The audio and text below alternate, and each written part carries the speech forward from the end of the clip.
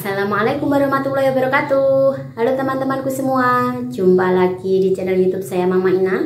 Di video kali ini saya mau bikin kue talam sagu mutiara ya Bunda. Ini bukan puding tapi kue talam ya, yang rasanya itu gurih, kenyal, manis. Caranya sangat mudah dan gampang. Saya videoin, tonton terus videonya sampai selesai ya.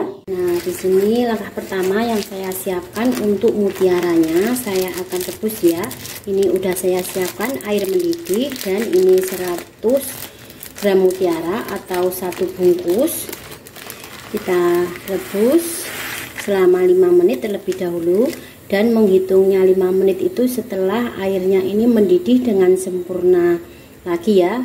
Juga nggak perlu kita aduk-aduk Bunda. Nah, untuk menghitung waktu 5 menit setelah mendidih sempurna seperti ini ya, kita hitung waktu 5 menit baru kita padamkan api. Dan di sini saya menggunakan teknik 5-37 karena nggak keburu-buru, biar hasil mutiaranya itu bisa asli bening transparan ya. Nah, ini udah 5 menit ya Bunda, saya rebus mutiaranya. Selanjutnya saya padamkan api dan kita tutup, kita diamkan, jangan dibuka-buka, posisi tertutup seperti ini selama 30 menit. Nah, setelah kita istirahatkan selama 30 menit, ini bisa dilihat seperti ini, hasilnya udah mulai transparan ya Bunda, tapi belum bening. Selanjutnya saya nyalakan api lagi dan ini saya akan rebus kembali selama 7 menit, menghitung 7 menit setelah airnya ini mendidih kembali ya. Ini tempatnya beda dari perebusan pertama ya Bunda, karena lagi hujan. Di tempat yang tadi itu berisik kena curahan hujan ya. Saya cari tempat yang lebih sunyi, kita tunggu mendidih lagi. Nah, ini udah mulai mendidih lagi, saya akan tambahkan pewarna merah biar warnanya lebih tajam. Nah, setelah direbus selama 7 menit, ini udah sedikit, tinggal sedikit aja ya Bunda. Selanjutnya saya padamkan api dan saya diamkan 5 menit terlebih dahulu. Baru kita saring dan kita siram dengan air biasa ya. Nah, selanjutnya di sini udah saya siapkan untuk adonan tepungnya ya. Selain sagu mutiara tadi, ini tepungnya ada tepung kanji 150 gram, tepung terigu 150 gram juga, gula pasir 200 gram, santan 600 ml, lalu pasta pandan untuk pewarnanya rasa pandan, sedikit garam, dan pewarna putih makanan saya akan gunakan sekitar 1/4 sendok teh.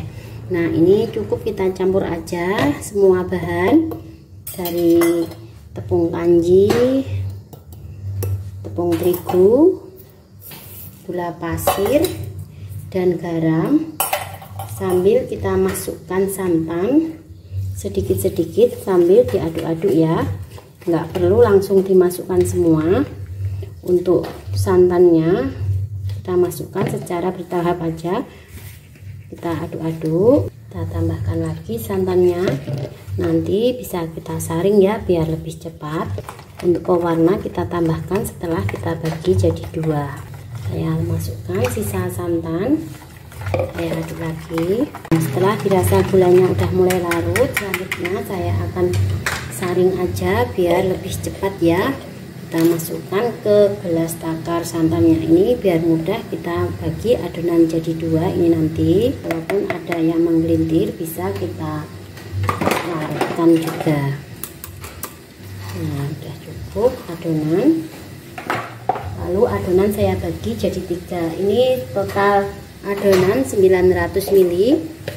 Saya akan bagi 2, jadi satu bagian mendapatkan 450 ml. Lalu di sini yang satu bagian saya akan tambahkan pasta pandannya. Secukupnya aja pasta pandannya. Lalu di sini saya siapkan loyang. Saya oles tipis dengan minyak. Saya ambil terlebih dahulu ini 200 ml aja. Jadi sisa 250 ml ya. Ini akan kita kukus terlebih dahulu. Kita kukus selama 10 menit. sambil nunggu adonan pandannya matang, ini yang satu bagian 450 ml ini kita kasih pewarna putih makanan ya, putih seperti ini yang merek kupu-kupu ya. Kita aduk-aduk sampai tercampur. Nah, setelah dikukus selama 10 menit, ini kue pandannya tadi udah matang ya. Selanjutnya saya akan dinginkan terlebih dahulu. Nah, selanjutnya ini udah saya siapkan loyang ukuran 18 x 18 ya Bunda. Selanjutnya mutiaranya tadi kita masukkan ke dalam loyang yang udah ditiriskan, lalu bisa diratakan. Ini enggak apa-apa, diratakan seperti ini. Dan setelah itu saya akan kasih setengah dari adonan putihnya ini, dimasukkan setengahnya aja ya.